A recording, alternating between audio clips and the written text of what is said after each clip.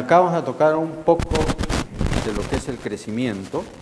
Esto como una especie de, podemos ponerlo como una introducción a lo que podría ser una introducción a una biotecnología, porque cuando uno habla de biotecnología, uno dice yo tengo que poner un determinado producto o un servicio en el mercado, y para eso yo tengo que saber cómo va a ser mi producto. Y si hablamos de biotecnología, estamos hablando de utilización de seres vivos, entre los cuales están microorganismos, pueden ser plantas, pueden ser animales, lo que sea, pero tenemos que tener algo. Y partiendo de lo que podría ser la utilización para una gran diversidad de productos, por ejemplo, se habla de que nosotros somos dependientes del extranjero para obtener nuestras enzimas que se utilizan en la industria.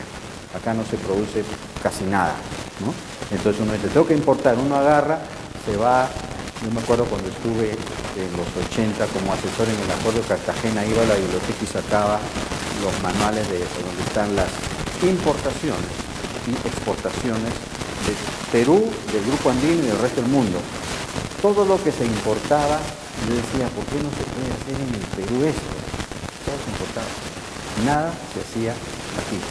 Eso no ha cambiado mucho, se sigue importando. Acá solamente somos envasadores, pero para producir cosas yo creo que hay algunas excepciones, ¿no? Yo creo que quienes están avanzando un poco más en estas cosas son la industria veterinaria, que ha crecido increíblemente, ¿no? Inclusive las clínicas para los animalitos están mejor que la clínica para los humanos, ¿no?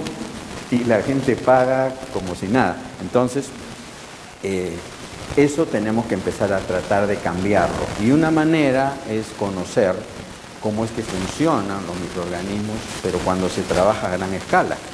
Entonces, partiendo de que cómo crecen las poblaciones bacterianas, porque cuando se habla de un microorganismo, uno dice, no estamos hablando en este sentido de un individuo, sino estamos hablando de una población. Y va a depender cuál es la variabilidad genética que tiene esa población para ver si es que existen cambios y qué tan estable es para una producción. Pero no se trata de agarrar una bacteria y decir, esta me produce tal cosa y ya está. No, hay que mirar cómo va a ser ese proceso. Entonces sabemos que las bacterias, por supuesto, se dividen en fisión binaria, estas cosas que ustedes conocen. Ustedes lo han visto. Y tenemos acá el parámetro que es la velocidad de crecimiento, el tiempo de generación. Esto es algo importante que ustedes deben de manejar. Es decir, ¿cómo puedo yo saber si un sistema está funcionando bien? Por ejemplo, yo quiero seleccionar un medio de cultivo. ¿Cómo sé que ese medio es el mejor? ¿No es cierto? Yo tengo que ver que en ese medio, si yo comparo dos medios, ¿en cuál de los medios yo tengo un mejor tiempo de generación? Una mejor velocidad de crecimiento, que son los parámetros que yo voy a encontrar cuando yo sé cómo hacer crecer a un microorganismo y cómo sé analizar la curva de crecimiento, porque si no, no tiene sentido. La curva de crecimiento no es que bonita esa curvita y ya está, esto pasa acá, no. ¿Cuál es la utilidad? Una vez que uno sabe cuál es la utilidad y cómo puedo yo empezar a identificar cuáles son los puntos críticos, dónde debo yo incidir para que mi proceso no se caiga, porque eso es lo que muchas veces pasa. Ha ocurrido que, por ejemplo, hicieron una planta para producción de alcohol en el norte, Casa Grande, no sé cómo se llama, un sitio allá, y utilizaron tecnología que le llaman tecnología llave en mano. Le compran la tecnología, es una especie de patente, acá está, tiene que utilizar la receta de cocina que dice qué medio tienen que usar, cuáles son las condiciones, bla, bla, bla, bla, todo está, y lo tienen que seguir al pie de la letra. Si se desvían un poquito y falla el proceso, no, usted no siguió las reglas que están escritas ahí, por lo tanto no somos responsables. Pero ¿qué pasaba con la bacteria, con el microorganismo? En ese momento era una levadura para producción del etanol. Empezó a producir muy bien, cuando de repente se empezó a caer en la curva, la producción. ¿Qué pasó? A llamar al fulano que venía, el otro que le hacía era, limpien todo, abría otro liófilo, pónganlo. Se acabó. Entonces la idea era que tener una nueva cepa cada vez y cómo poder controlar eso. Había microbiólogos en Trujillo, la Universidad de Trujillo, Ahí estaba el doctor Eli Miranda, que había entrenado en Inglaterra, que él conocía esto, pero sin embargo no lo utilizaban. Traían gente a la cual le pagaban un montón de plata para que venga, trataba la recetita y seguía la cosa. Eso no permitió, por lo tanto, un buen desarrollo, ¿se dan cuenta? Hubo también crecimiento en unas piscinas para proteínas monocelulares de algas, ¿no? También en el norte, donde se le contaminó, porque como eran estas piscinas abiertas, por más que le ponían las condiciones que le pongan para crecer, ahí caía de todo, pues. Entonces, la proteína que obtenían de las algas, no podía ser utilizada tanto porque no pasaban los controles de calidad, tenían coliformes, por decir, ¿no? Entonces decían, ¿cómo van a utilizar eso? Entonces, todo eso tiene que ser implementado, no porque voy a hacerlo, sino tiene que ser bien hecho, y para eso tenemos que conocer cuáles son las limitaciones, cuáles son las condiciones, y una de las cosas que hay que saber, por ejemplo, para los tiempos, porque cuando son algas tiene que ver la luz, hacen fotosíntesis, cómo mido aquí, cómo mido allá, es algo un poco más complejo. Hoy en día existen los reactores, no sé si los han visto, aparecen también en internet, son bolsas de plástico grandes, ¿no? Donde se prepara y eso permite que entre la luz y ya para la agitación no es con motor, sino es una plataforma que las va agitando y son más baratos. Entonces tienen sistemas para producción de biomasa de algas, por ejemplo, en un sistema de ese tipo, ¿no? Eso es una tecnología novedosa, porque hay un montón, hay cursos, yo llevé eso en México, cursos de diseño de reactores, aplicando una serie de fórmulas matemáticas, porque no es cuestión de decir, agarro un balde y ese es mi reactor, ¿no? Porque uno puede decir, ¿no? Como la primera vez agarramos un balde, le pusimos un motor con una paleta que agitaba, pusimos E. coli, qué bien, ese es mi bioreactor, qué bonito. No era así, pues. Tiene una serie de fórmulas y los tamaños de la paleta, la dirección, la separación de las paletas. Es decir, todo está calculado matemáticamente. Entonces, todas esas cosas uno las aprende para después saber cómo elegir. Dicen, yo quiero hacer tal proceso, el reactor, mira, sí hay un bioreactor allá, lo compro. Ese no era pues el que necesites, es otro. Entonces, esas cosas hacen que uno tenga que adquirir una experiencia que muchas veces está basada en estas pruebas, ¿no? Que tiene que hacerlas primero a nivel de laboratorio. Entonces, cuando nosotros empezamos a mirar cómo encontrar el tiempo de generación, no sé si se acuerdan de esto, las pequeñas ecuaciones que surgen, ¿no? Cuando uno sabe de que una bacteria por fisión binaria da origen a 2 dan a 4, y así va aumentando. Entonces nosotros tenemos acá, si ponemos 2, equivale a decir 2 a la 1, pasa a 4, 2 a la 2, y así sucesivamente, de 2 a la 2 a 2 a la 3, y vamos creciendo estas, ¿no? Y esto va siendo una cuestión exponencial, ¿no?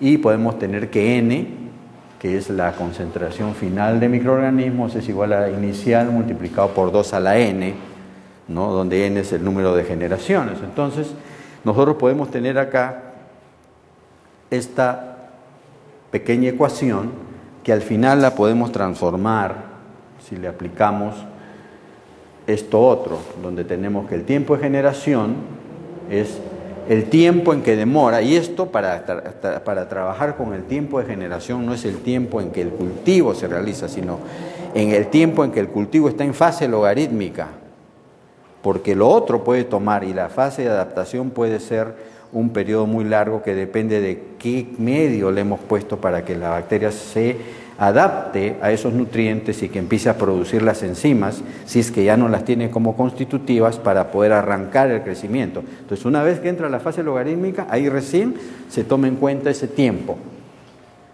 ¿Ok?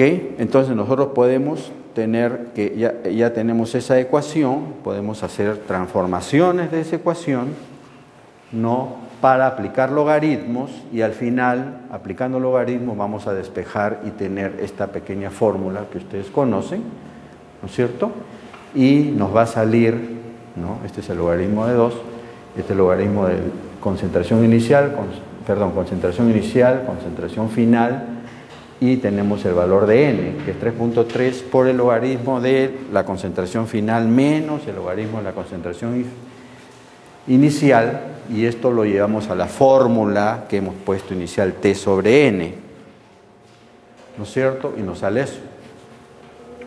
Entonces, cuando nosotros ya tenemos ese valor, nosotros simplemente llevamos el valor de G a esta otra pequeña ecuación que es la tasa específica de crecimiento, que es mu. Esa tasa específica de crecimiento es logaritmo natural de 2, que es una constante, sobre el tiempo de generación, que lo hemos encontrado con esta fórmula, que es simple, ¿ok? Esta de acá es una constante que es 0.69 sobre G y nos va a dar a nosotros la velocidad de crecimiento. Y eso es importante, con eso nosotros podemos saber. Por ejemplo, cuando nosotros intentamos hacer desarrollar esto en un sistema cerrado, un batch, esto se va a empezar a dar y va a dar en la curva de crecimiento, en la fase logarítmica, hasta que ya empieza a detenerse y uno para el proceso. Pero cuando uno hace un cultivo continuo, ¿no es cierto?, uno va a mantener la fase logarítmica como el estado estable, ¿ya? Y eso nosotros tenemos que tener cuidado, que la velocidad de crecimiento, que va a ser igual a la tasa de dilución, no se vaya a pasar, porque si no se genera lo que se llama el lavado. Es decir, en un cultivo continuo yo voy a tener un medio estéril que va alimentando a mi tanque donde se está realizando el proceso a una determinada velocidad, y va saliendo por este lado lo mismo que entra, el mismo volumen, por acá sale, y el tiempo de residencia es lo que yo tengo que manejar con esto. Si yo no lo estoy adecuando de una manera precisa, yo al final voy a tener que en mi tanque donde se está produciendo el proceso ya no va a quedar ningún microorganismo, porque todos se han ido, porque yo le puse a una. G es el tiempo de generación, es el tiempo en que se duplica la población, ¿sí? O sea, yo parto, por ejemplo, de un inóculo en donde pongo, por decir, 10 a la 6, ¿ya?, bacterias o unidades formales de colonia por mililitro. Entonces yo voy a decir, yo quiero llegar hasta 10 a la 14, por decir. Entonces, ¿cuál es el tiempo de generación en un determinado medio de cultivo con ciertos parámetros que yo he estandarizado? Porque no significa que yo diga, por ejemplo, dicen, no, la E. coli tiene un tiempo de generación de 20 minutos en condiciones óptimas. Eso no significa que en cualquier medio que yo ponga la E. coli y en las condiciones que yo pueda establecer, voy a tener 20 minutos. De repente tengo una E. coli en un determinado proceso que estoy haciendo en el laboratorio, donde el tiempo de generación es, en vez de 20, son 40 minutos, el doble.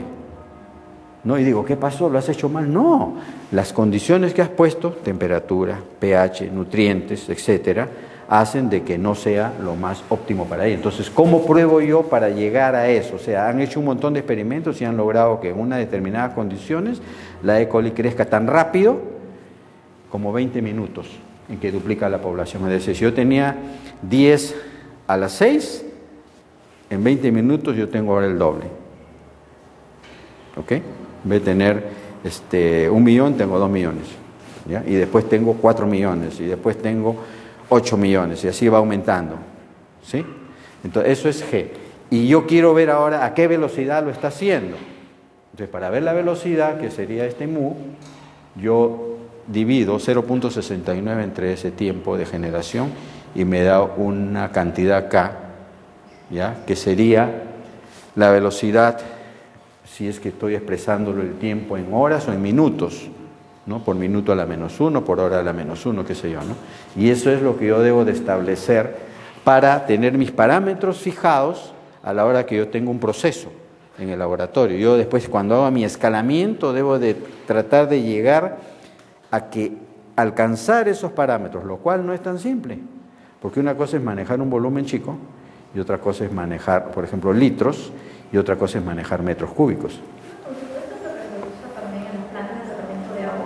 También se puede utilizar, ahí se ve reducción, entonces ahí veo la parte contraria, ¿no?, que es la muerte de los microorganismos, y también tengo que ver los tiempos. para ver que la reducción sea óptima, ¿no? Para ver cuál es el tiempo de residencia que tengo de esa agua residual en un tanque. Entonces, todo eso es aplicable y eso es la parte que es ingeniería. ¿Ya? Y cuando hablamos de ingeniería, estamos hablando de una ingeniería química que son procesos, pero aparte de eso, en diseño, a veces tenemos que hablar de ingeniería civil o ingeniería sanitaria para controlar los flujos, ¿no? Yo he tenido que tomar un curso de ingeniería sanitaria hace años en el CEPIS para aprender cómo tenía que medir los caudales. Entonces hay diferentes sistemas porque viene a una velocidad y si yo, por ejemplo, estoy tratando y yo veo que mi flujo es, por poner un ejemplo, ¿no? 20 mililitros por minuto, pero el caudal que yo tengo para el tratamiento de un agua contaminada es de 40 metros cúbicos por segundo. ¿Cómo hago? ¿Se dan cuenta? Entonces eso ya es ingeniería. ¿Cómo hago yo para llegar a mi flujo? Entonces eso ya son cálculos matemáticos, diseño especial, cómo va a ser la entrada, voy a tener que usar un solo tanque, voy a tener que usar 2 tanques, 3 tanques en paralelo, en serie. Es toda una cuestión un poquito más compleja, ¿sí?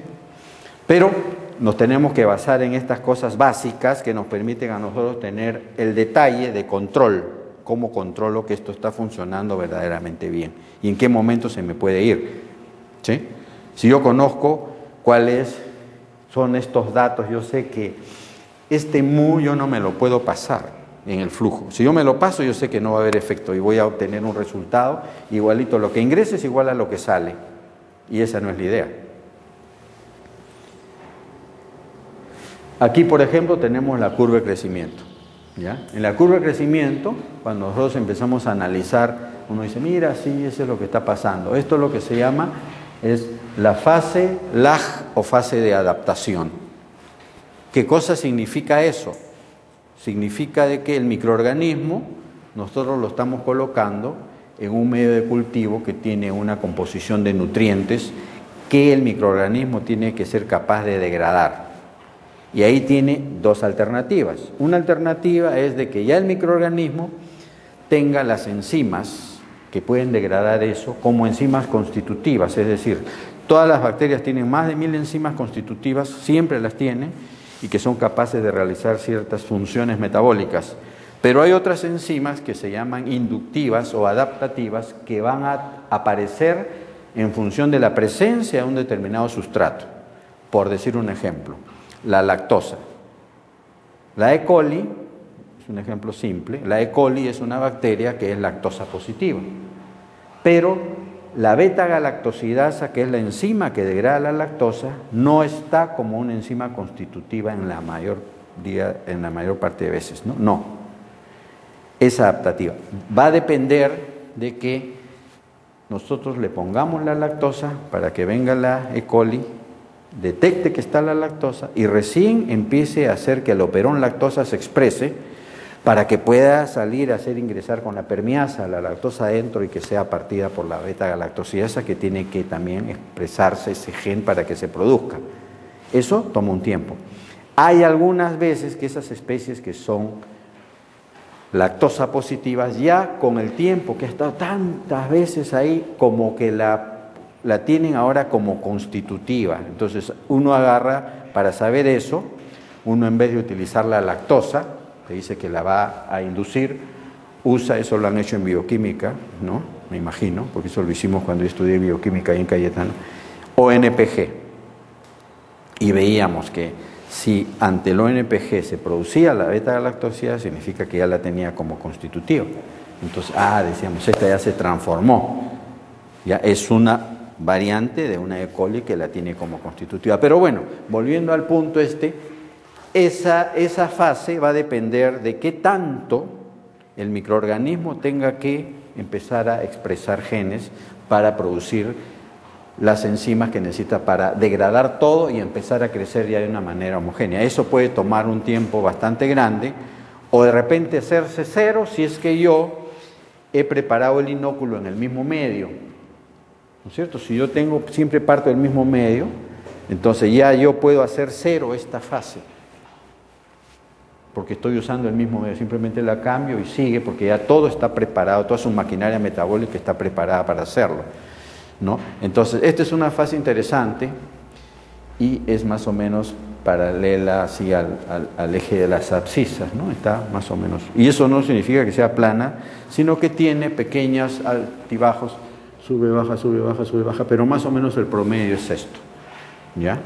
Luego viene una fase logarítmica temprana, que es esta curvita de acá, para empezar a dispararse a una velocidad constante, tiene una pendiente igual en todo ese tramo, y que eso va a depender si es que las condiciones que le estamos poniendo son las más favorables o no, porque esta curva puede ser así y venirse echada así, no necesariamente así, o puede ser un poquito más parada, depende, ¿no? Y eso va a depender de las condiciones que le estemos dando. Por eso es que uno tiene que hacer unos ensayos primero a nivel de laboratorio, encontrar las mejores condiciones, para esto luego reproducirlo a gran escala. Porque nosotros no podemos partir de un número mágico que se nos ocurre decir los tiempos van a ser esto, las concentraciones, la temperatura, no. Tenemos que encontrar experimentalmente primero estos valores, ¿no? Entonces, ¿qué es lo que está pasando en esa fase logarítmica cuando se trata de un cultivo cerrado? Ahí no está alimentándose nada, ni se está colocando nada, sino se está partiendo de una cantidad de microorganismos, una cantidad de nutrientes, ¿no? Una temperatura, un pH, y ahora lo que ocurra dentro del reactor es producto de la actividad del microorganismo que está ahí en función a la degradación de esos sustratos. Entonces, al empezar a degradar los sustratos, ¿qué es lo que va a ocurrir? Lo primero que va a ocurrir es de que como ellos están obteniendo una hidrólisis de eso, van a generar metabolitos. Muchos de esos metabolitos los van a volver a utilizar para su función celular, pero muchos los van a excretar. Y eso lo que hace es cambiar el pH. Por eso es que el medio tiende a acidificarse muchas veces, ¿no? Y uno por eso es que puede ver un cambio de color cuando uno le pone al medio un indicador. Se está acidificando. Por eso yo le decía, hay que muchas veces poner un buffer, ¿no? Para evitar eso. Y eso es algo que empieza a generar una inhibición. ¿Qué más está ocurriendo? Que el microorganismo, al estar alimentándose, la población se incrementa. Entonces ahora hay más pobladores para la misma cantidad de nutrientes. Entonces ellos ya van teniendo menos nutrientes, menos espacio, porque antes estaban muy libres, tenemos toda la casa casi vacía, y ahora ya de repente se empezó a llenar de gente, ¿no? Y estamos chocando codo a codo y nos está faltando nutrientes, nos están elevando la temperatura, porque yo les he dicho, cuando hay una degradación, se está generando una liberación de calor. Por eso es que muchas veces en un reactor solito la temperatura se eleva, ¿no es cierto? No necesitan ustedes someterlo a temperatura. Y les comento esto porque se quería poner una planta en Chiclayo para producción de antibióticos en los finales de los 70. Sin embargo, no dio resultado porque la temperatura en el norte es más alta y los reactores generaban una reacción exotérmica. Entonces, más bien se iba a tener que refrigerar, que es más caro que calentar. Entonces al final quedó en nada, no se hizo la planta. Al final la hicieron acá en Lima, los Garrido Malo, que hicieron una pequeña planta que creo que hasta ahora está, Sinquiza creo que se llama. Bueno, entonces, ¿qué es lo que sigue ocurriendo acá? Los microorganismos ya empiezan a generar ciertos metabolitos primarios, ¿no? Que los van utilizando y algunos de ellos los van excretando al medio. Va quedando menos nutriente, como el pH está cambiando, ¿no? Las condiciones de aireación y de oxígeno disponible se van alterando, se va generando pues ciertos mecanismos de inhibición en el sistema, y lo que va haciendo es de que el microorganismo, cuando está llegando a la parte de arriba, empiece a decelerar su crecimiento, ¿ya?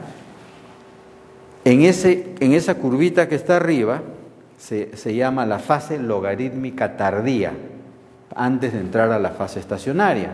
En esa fase logarítmica tardía, algunos microorganismos son capaces de producir metabolitos secundarios, ¿ok?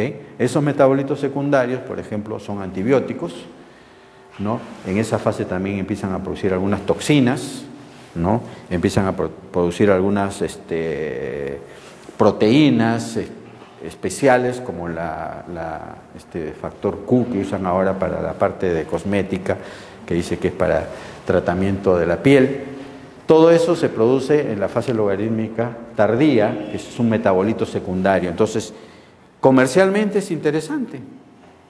Hay que llegar a esa fase para saber, y muchas veces se trata de llegar, miren ustedes, a esa fase, pero si ustedes dicen, bueno, ya se consumió todo para crecer y llegar a esa fase, entonces ahora, ¿qué van a transformar? ¿Qué más va a quedar? Los metabolitos primarios que se generaron acá son precursores para producir los metabolitos secundarios, pero tenemos que mantener esa proporción de una manera adecuada para que nuestra producción sea buena, ¿no? Y eso es lo que se tiene que empezar a analizar para mantener más o menos en esa situación y que no entre a una fase estacionaria donde ya el 50% de la población se está muriendo.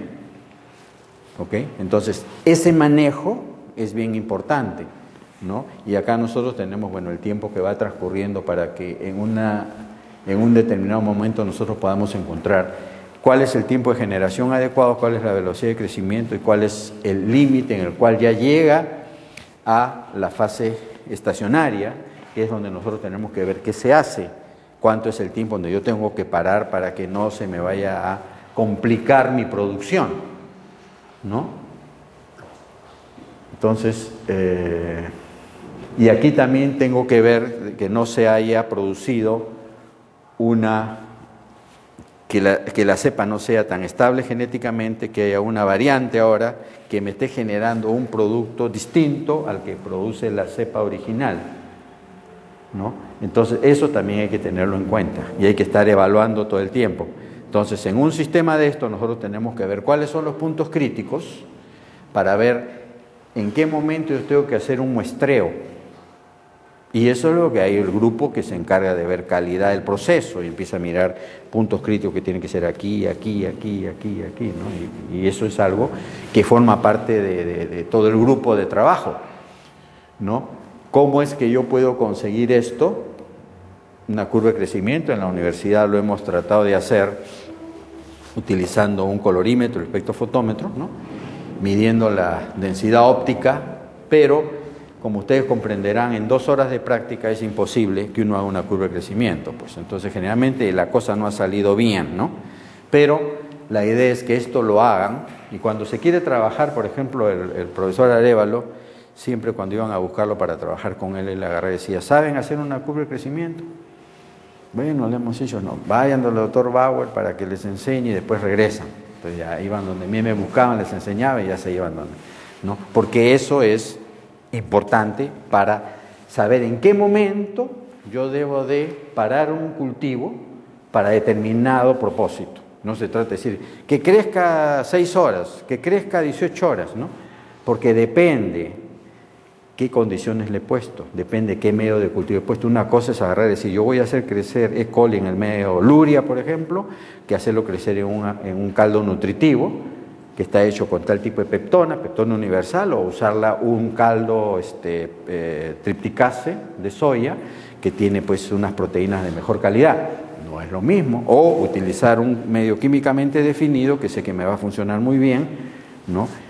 Esa es una decisión que se tiene que tomar para que mi proceso camine de la manera adecuada, porque si no uno está así, sin una dirección, haciendo, como yo digo, repitiendo recetas de cocina, que no es la idea. Porque cuando uno en microbiología empieza a repetir recetas de cocina, es donde se aburre, es donde las cosas no le empiezan a salir bien. En microbiología hay que pensar, ¿sí? Bueno, luego una vez que llega la fase estacionaria, empieza a ver la fase de muerte o de declive, donde ya se acelera, pues ya llegó el momento en que ya el microorganismo no puede seguir y sencillamente se muere, ¿no? Inclusive hay veces, hay que tener mucho cuidado en que el cultivo que uno tiene no contenga de repente un fago incorporado, que sea una cepa lisogénica. ¿Sí se acuerdan lo que es la lisogenia, no? ¿Sí o no? ¿Se acuerdan? ¿Se acuerdan de la recombinación genética, que era transformación, conjugación y transducción? ¿Se acuerdan?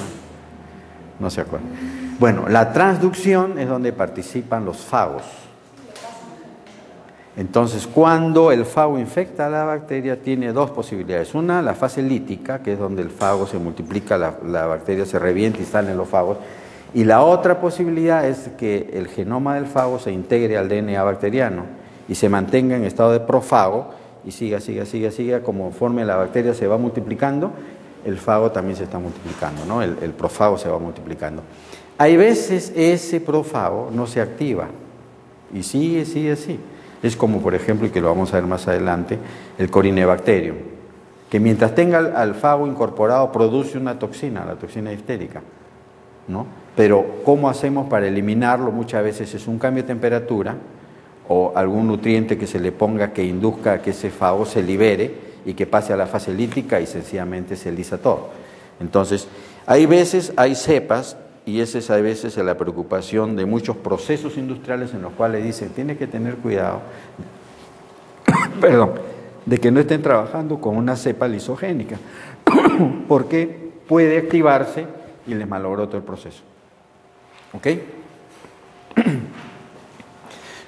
¿Tienen alguna pregunta hasta acá?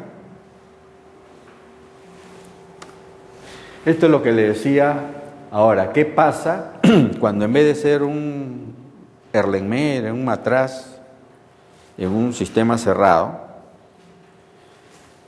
es un ser humano el que se le ha inoculado un microorganismo, ¿no?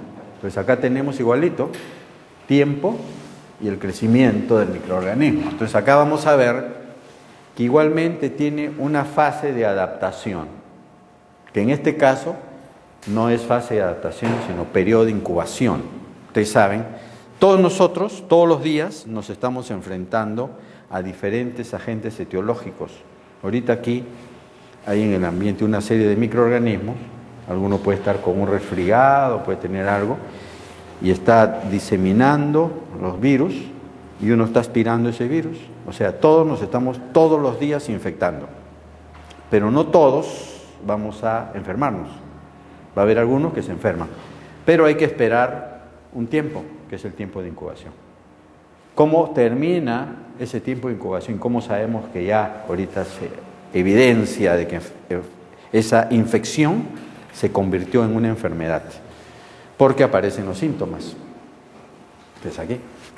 Entonces, hay un periodo en el cual nosotros no vamos a ver síntomas, por lo tanto dices, no sabemos que la bacteria se está multiplicando, ¿no? Entonces, acá empieza a aumentar la población hasta que llega a este punto en el cual aparecen los síntomas, ¿no? Acá tenemos una región incierta, este es un periodo que no hay enfermedad, simplemente hay una producción, podría ahí quedar porque nuestro aparato inmunológico está respondiendo muy bien y bloquea todo, que es lo que pasa generalmente, ¿no? Nuestro aparato inmunológico nos protege y nos enfrentamos a un montón de microorganismos, pero no nos enfermamos, ¿no? Pero si aparecen síntomas, entonces hay dos posibilidades. Una, de que todo nuestro sistema trabaje muy bien, ¿no? Y que aparezca, podría ser tratamiento y llega uno a la curación. O puede ser de que no resulte y sencillamente sigue creciendo, el microorganismo nos gana y el paciente muere. ¿Okay? Es la otra posibilidad. Pero pueden existir en algunos casos estos episodios recurrentes en los cuales aparentemente desaparecen los síntomas, después de un tiempo, que inclusive puede pasar acá, vuelven a entrar acá, vuelven a aparecer, vuelven a desaparecer y tenemos estos episodios recurrentes que ocurren muchas veces porque el microorganismo es intracelular. Entonces se está metiendo dentro, salió, empezó a producirse alguna sintomatología, luego nuevamente se enmascara porque se metió dentro de la célula, demora un tiempo, nuevamente sale y tenemos estos picos. ¿Y cómo se manifiestan muchas veces estos síntomas? Es fiebre. Entonces ustedes habrán dicho, se cura cuando de repente pasaron unos días, otra vez le viene un pico de fiebre, desapareció, ya, ¿qué pasó? Otra vez le viene. ¿Qué es lo que tiene esta persona, no? Entonces, el tratamiento pues tiene que ser contemplando que se trate de eso. Entonces hay antibióticos que sí pueden ser utilizados porque pueden atravesar estas barreras, o de lo contrario se va a mantener la situación así. El antibiótico no es que sea el único que va a resolver el problema, ayuda a resolver el problema, pero el que hace su mejor esfuerzo es el aparato inmunológico. ¿Okay? Entonces ahí tenemos que mirar esta situación. Entonces esto es una especie de comparación en lo que ocurre en un ser humano. ¿Por qué? Un microorganismo en un medio de cultivo, en un recipiente, ingresa, y qué cosa es lo que en un determinado momento le empieza a generar una, entre comillas, agresión. Es el cambio en pH, cambio de temperatura, etcétera, disminución de los nutrientes.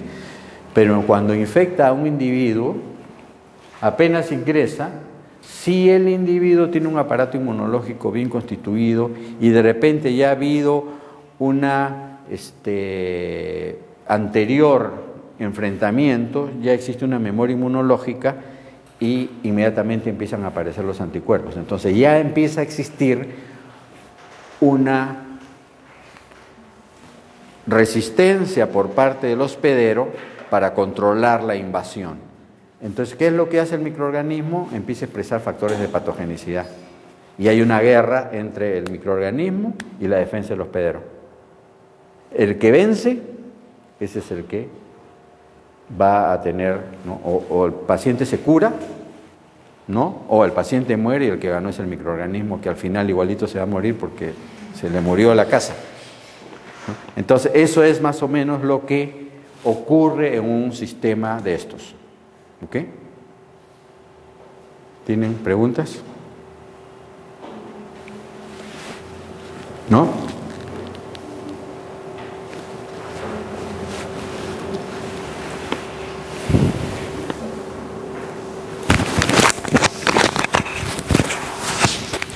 Vamos a ver.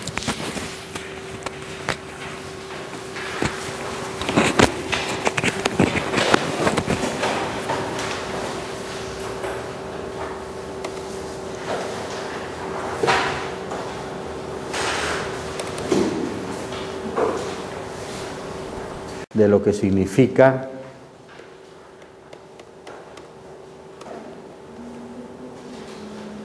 los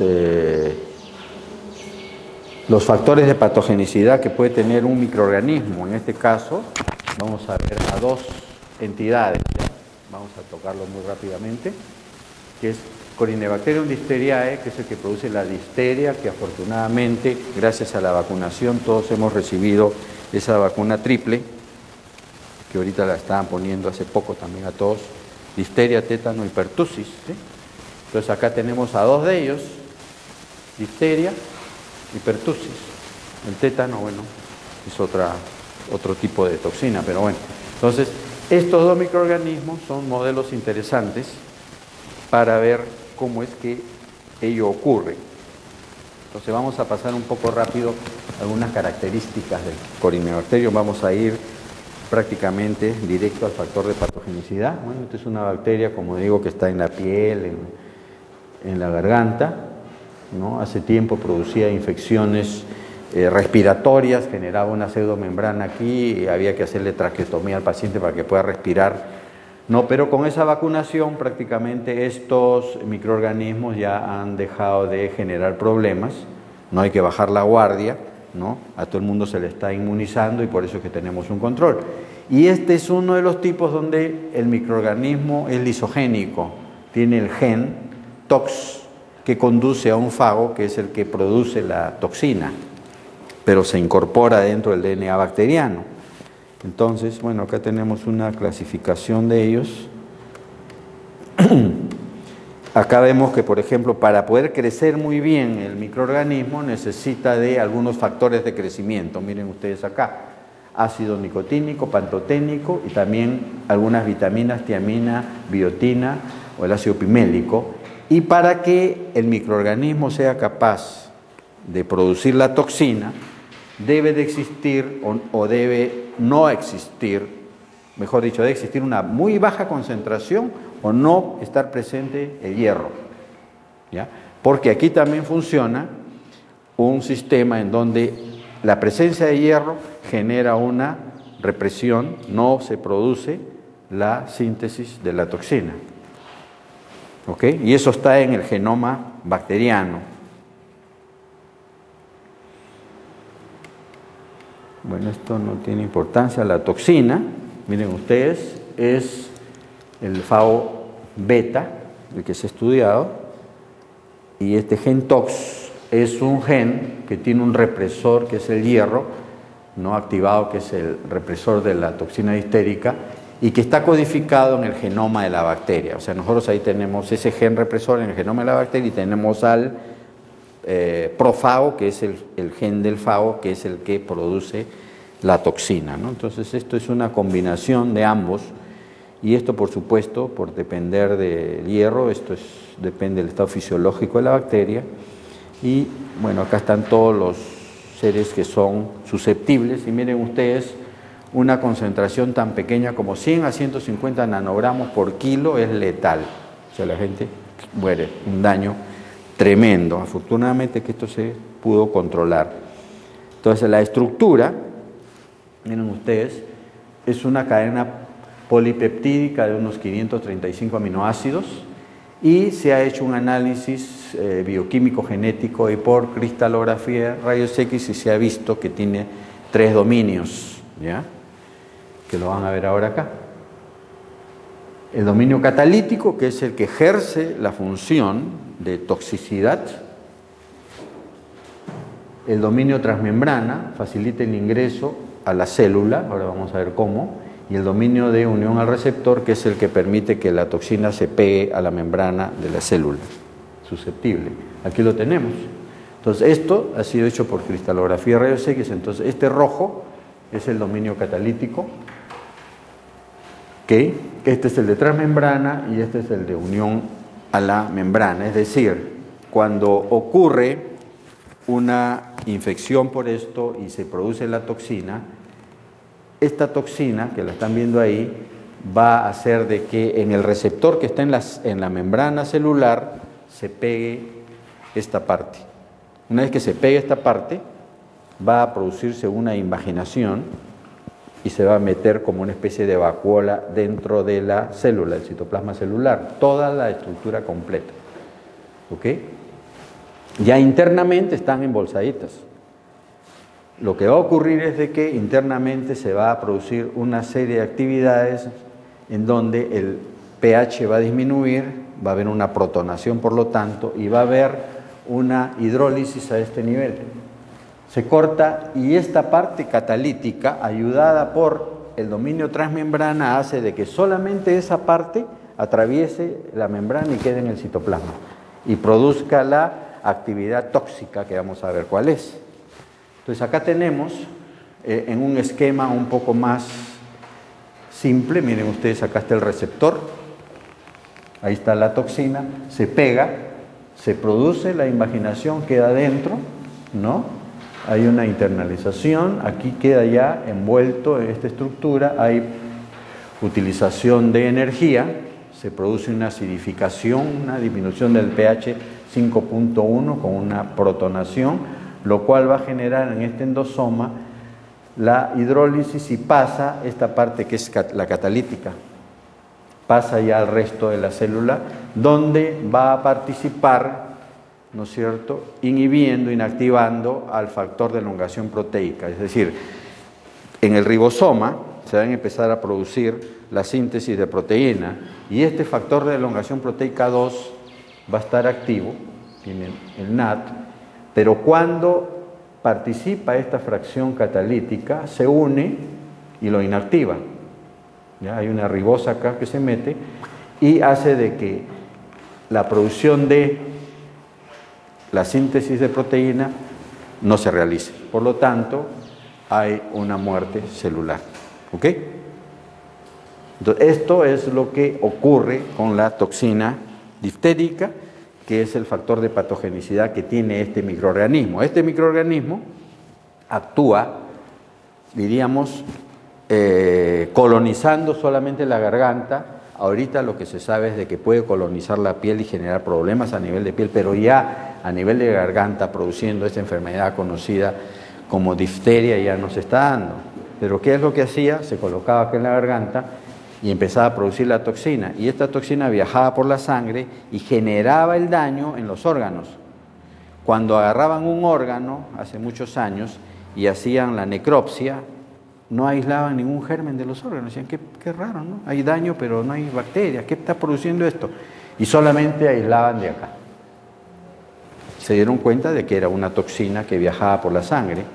Y hubieron una serie de experimentos para poder hacer la inactivación, porque todo tipo de infección por microorganismos toxigénicos no solamente hay que eliminar con antibiótico a la bacteria, sino hay que neutralizar a la toxina. Porque si solamente le damos antibiótico y matamos a la bacteria, la toxina sigue actuando y al final igual el paciente se muere. ¿Ok? Entonces hay que darle un neutralizador de la toxina. ¿Y qué cosa era ese neutralizador de la toxina? Una antitoxina que era el toxoide. ¿Cómo se logró este toxoide? Primero, lo que todo el mundo piensa, dice, como esto es una proteína, lo que se hace es, vamos a inactivarla. ¿Qué vamos a utilizar? Temperatura. ¿Qué ocurre cuando una proteína lo sometemos a temperatura? Ok, al desnaturalizarse, cambia su conformación estereoquímica y cuando eso lo ponemos para que genere anticuerpos, va a generar anticuerpos con una estructura que es distinta a la estructura normal de una toxina activa. Entonces no había inmunización. Le dijeron, no podemos usar la temperatura, vamos a usar un químico.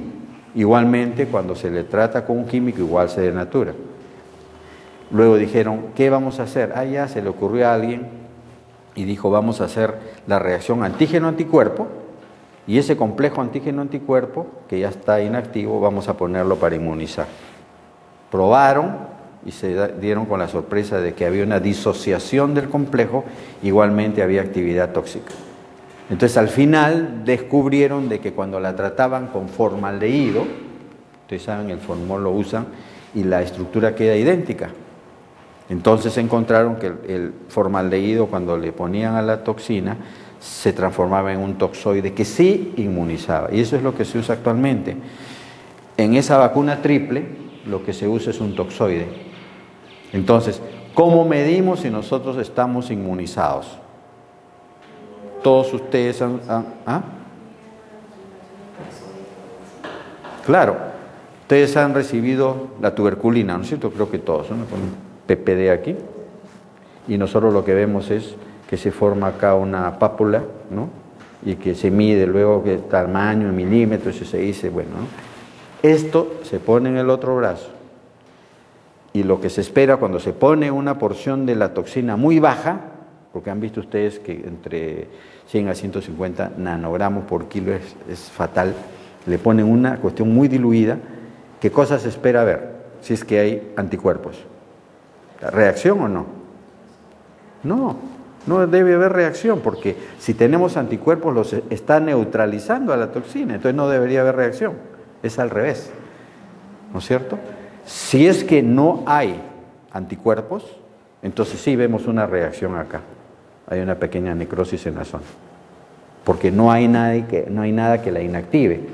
Pero si nosotros estamos vacunados y tenemos anticuerpos, aquí no pasó nada. Ah, entonces está inmune, pues la toxina fue neutralizada. ¿Sí? ¿Está claro? Pero ¿qué ocurría en algunos pacientes? Como se trata de un producto biológico, es una proteína, generaba una hipersensibilidad, es decir, una alergia. Entonces el paciente recibía y había una reacción. Entonces decían, hay una reacción, significa de que no tiene inmunidad. Pero al final decían, ¿cómo nosotros diferenciamos de que no hay inmunidad a que sea una reacción alérgica? Entonces dijeron, en el otro brazo vamos a poner el toxoide. El toxoide no va a generar ninguna reacción de toxicidad porque está neutralizado. Si es que hay una reacción, significa que es alergia. Y de esa manera empezaban a definir cuál era la situación de ese paciente para las evaluaciones. Hoy en día ha mejorado la tecnología y simplemente le toman una muestra de sangre, hacen un ELISA y saben, ¿no? Es una cosa mucho más simple que antes, que las pruebitas subcutáneas, ¿no? Entonces, esta es una enfermedad que realmente gracias a Dios que se ha controlado y que no nos va a generar, espero yo, mayor problema, ¿no? Solamente a nivel de piel se han detectado algunos casos. Bueno, está el toxoide, el test de Chick, que es una prueba para determinar si realmente, cuando uno dice, ¿no?, yo voy a aislar a la bacteria, muy bien, la aislé, pero ¿esa bacteria es toxigénica o no? ¿Cómo sé si es toxigénica? De repente no es toxigénica, no tiene el gen tox. Entonces, ¿cómo puedo saber? Hay una prueba que se llama el test de ELEC, que es una prueba de difusión radial, donde nosotros podemos, acá se hacen los cultivos, ¿no?, en estos agares, ¿no?, de Loeffler y el agar Tellurito y Müller, y se ve si hay, pero tenemos que comprobar si realmente hay o no hay producción de toxina. Y esto es una doble difusión con la antitoxina que se tiene en un medio de agar. Esto es lo que se hace. Entonces, lo que se pone es, se siembra las cepas que se quiere evaluar, ¿no?, Corynebacterium, supuestas productoras de toxina, y se le pone un papel de filtro que está embebido en la antitoxina. Entonces, lo que se va a ver acá es si la bacteria es toxigénica, va a producir la toxina y se van a ver las bandas de precipitación por la reacción antígeno-anticuerpo. Si no produce, no va a pasar nada, pues no produce, entonces acá está el anticuerpo, pero ¿con quién reacciona? No reacciona con nada. Entonces esa es una pruebita que la hacen algunos laboratorios de referencia que tienen la antitoxina y que permite determinar la toxicidad de esa bacteria, ¿no? Ustedes pueden hacerse una prueba, y lo hemos hecho con los alumnos de medicina, un frotis, no sé si también lo hacen en el curso general, pero un frotis de piel, y hay veces de la piel se ha aislado Corynebacterium. Igualmente que algunos pacientes, cuando es el frotis faríngeo, de repente hay Corynebacterium, pero son no toxigénicos, ¿ok? Entonces, algunos se han asustado, yo tengo el Corynebacterium en la garganta, ¿qué pasa? O en la piel, me voy a enfermar. No, no son toxigénicos, pero hay que evaluar. Bueno, el tratamiento, ya sabemos, hay que ponerle penicilina, eritromicina, y también la antitoxina diftérica, porque si no, el problema sigue. El otro microorganismo que también vamos a pasar rápidamente es la Bordetella pertussis. Este es un microorganismo que produce la tos convulsiva, que esto sí todavía se da, ¿no? Es gram negativo, no móvil, son aerobios estrictos, ¿ok? Y lo que tiene que el factor de patogenicidad no es uno, sino tiene varios factores de patogenicidad, tiene una combinación increíble de toxinas que produce, que lo hacen un microorganismo muy interesante para estudiar. Vamos a pasar rápidamente. Lo que hace este microorganismo en realidad es uno lo aspira y se empieza a pegar a las vellosidades celulares que hacen que cuando cualquier partícula entra, inmediatamente hay una reacción y la expulsa, y uno tose, ¿no?, la expulsa. Este microorganismo paraliza el movimiento de los cilios celulares, entonces hace de que el microorganismo lo colonice y nos genere el problema, ¿no?, sobre todo en niños. Entonces, bueno, acá está todo un periodo. ¿A alguno le ha dado una vez la tos convulsiva? ¿O han visto algún caso en la familia? Es una tos en la cual primero aparece como un catarro, un resfriado común, ¿no?, que es la etapa donde empieza a ser más infeccioso porque es la mayor cantidad de microorganismos, y después viene el estado paroxismal, que es el estado donde el paciente empieza a toser. El niño tose, pero no así, sino dando pequeños saltitos porque como que le falta el aire, entonces tose y se agita, ¿no? Por eso que le dice tos convulsiva, cree que es una convulsión, no siendo una convulsión. Entonces, ese periodo ya es un periodo donde ha disminuido, ahora vamos a ver una curva, ha disminuido la infección, y luego entra ya al estado convaleciente, y es bastante largo, o sea, empieza en un periodo, dura como cerca de 2 meses este problema, ¿no? Entonces acá tenemos, bueno, hay todo este proceso que no... Acá tenemos los factores de virulencia, ¿no? Produce, por ejemplo, la hemaglutinina filamentosa, que es la que le decía, que es la que se va a pegar, coloniza las vellosidades y se queda ahí fijo. Entonces, impide de que esos microorganismos sean expulsados. La toxina pertussis, que es una exotoxina de tipo AB, como la del Corynebacterium, que han visto que tiene las partes estas, ¿no? Y que también inhibe la función de la fagocitosis, o sea, no va a ser fagocitado, y tiene, así como la toxina difterica, una actividad ADP ribosylante, y lo que hace es eleva los niveles del AMP cíclico, entonces genera de que hay un desequilibrio y la célula empieza a perder líquido y se muere, ¿no? Tiene la dilatociclasa, miren, ya van 3, dependiendo de calcio, también eleva los niveles del AMP cíclico.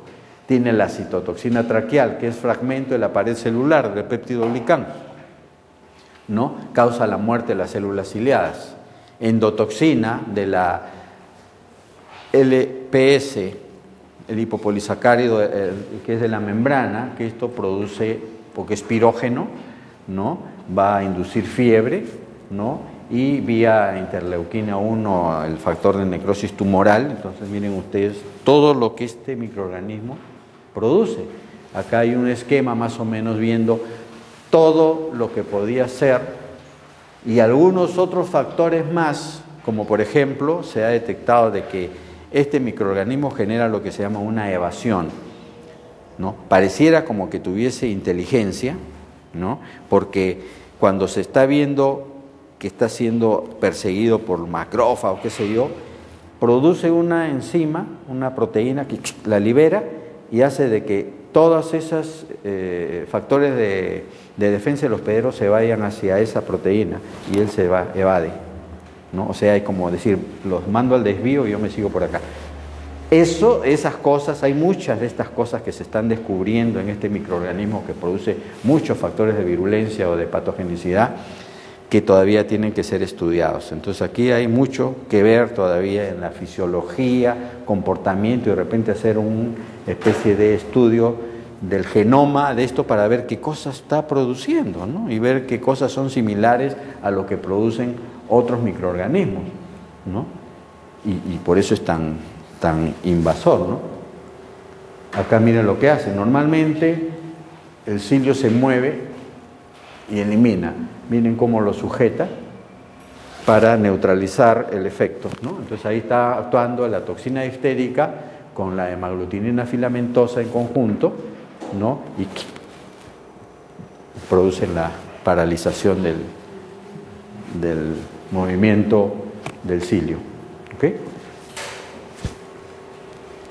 Bueno, el diagnóstico es aspirado, el cultivo, el tratamiento, vacunación, bueno, una vacunación de células enteras. Acá es lo que quería decirles, miren ustedes, si nosotros empezamos a mirar, vemos que empieza la enfermedad, el periodo fase catarral, que se confunde con un resfriado, ¿no? Entonces, que creen que es un resfrío, no le hacen mayor caso, y es el periodo, si nosotros miramos aquí en la curva, donde hay más microorganismos, ¿no es cierto? Hasta acá.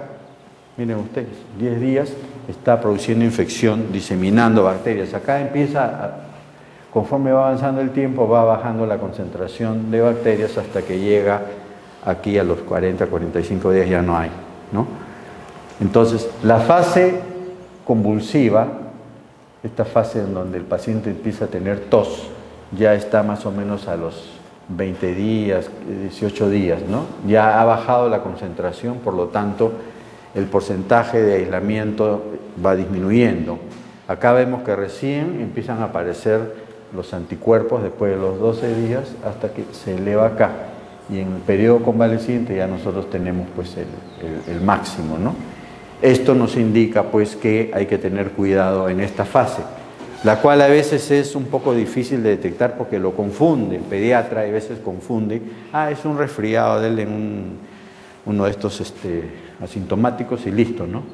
Pero el que tiene un manejo de este tipo de pacientes se da cuenta y dice, no, mejor le damos un antibiótico de frente, que es la eritromicina de una vez, y con eso cortamos el periodo. Y si está vacunado, el periodo de tantos días, 50 días, va a disminuir, ¿no? Y la sintomatología de esa tos va a hacerse mucho más benigna, llamémoslo así, ¿no? Ya no va a ser tan traumatizante, porque verdaderamente uno ver a un niño con tos compulsiva cuando está en el periodo de tos es tremendo, ¿no? Entonces, afortunadamente hay la vacunación, hay que estar con sobre todo las vacunas de refuerzo en los momentos que corresponde para evitar pues de que se den estos casos, ¿no? Entonces, son estos dos modelos de lo que ocurre realmente en de este tipo de problemas donde se expresan mecanismos de patogenicidad que son bastante interesantes por toxinas, ¿no? Porque otros mecanismos de patogenicidad, como dije hace un momento, era la presencia de cápsula, y hay otros más que están otro tipo de toxinas, no necesariamente como esta, como los Clostridium, que tienen otro tipo de toxina, ¿no? Y que generan problemas pues de otra naturaleza, ¿no? O como la toxina del anthrax, que es muy rápida.